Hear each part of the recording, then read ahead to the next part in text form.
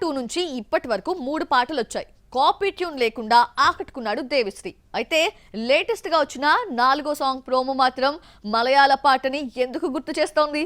ఏ సినిమాలో ఏ పాటలో ఏ ట్యూన్ లా అనిపిస్తోంది? Watch the story.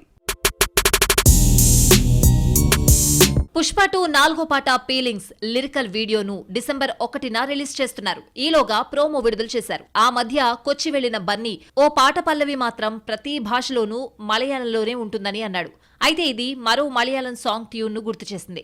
ఓటీటీలో వచ్చాక భాషతో సంబంధం లేకుండా చూసేసే ఆడియన్స్ ఎక్కువైపోయారు. అందులోనూ మలయాళంలో వచ్చిన ప్రతి సినిమాను చూసేస్తున్నారు. అక్కడ 100 కోట్లకు పైగా కలెక్ట్ చేసిన ఫహద్ ఫాజిల్ ఆవేశంలోని ఒడిమగా సాంగ్ చివర్లో వచ్చే కోరస్ లా పుష్ప 2లోని పీలింగ్స్ కోరస్ ఉందని నెటిజన్లు కామెంట్స్ చేస్తున్నారు. పీలింగ్ సాంగ్ లో వచ్చే మలయాళ లిరిక్స్ ను సిజు తురవూర్ రాశారు. ఆవేశంలోని ఒడిమగా పాటను వినాయక్ శశికుమార్ రచించారు. వేరే రైటర్స్ రాసిన కోరస్ హమ్మింగ్ ఒకేలా అనిపిస్తోంది. ఓటీటీ లవర్స్ కోరస్ ను కూడా వదిలేయకుండా మ్యాచ్ చేసేశారు. అయితే ట్యూన్ ఇన్స్పిరేషన్ కోరస్ వరకేనా లేదంటే పాటంతా ఉంటుందో తెలియాలంటే డిసెంబర్ 1 వరకు వెయిట్ చేయాలి.